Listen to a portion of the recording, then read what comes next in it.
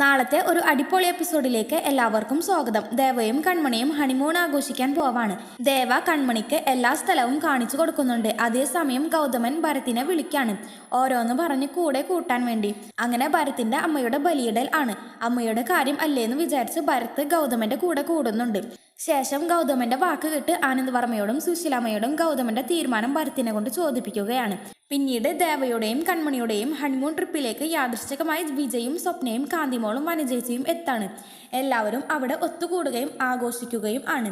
പിന്നീട് കാന്തിമോള് അവിടെ കളിച്ചുകൊണ്ടിരിക്കുമ്പോൾ ഒരു കൂട്ടർ വന്ന് കാന്തിമോളെ പിടിച്ചുകൊണ്ട് പോവുകയാണ്.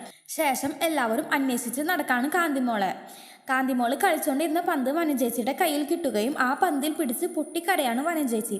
സ്വപ്നയും കൺമണിയും വനജേച്ചിയും എല്ലായിടത്തും നോക്കുന്നുണ്ടെങ്കിലും കാന്തിമോളെ കണ്ടെത്താൻ സാധിക്കാത്തതുകൊണ്ട് എല്ലാവരും ആകെ സങ്കടത്തിലാണ്.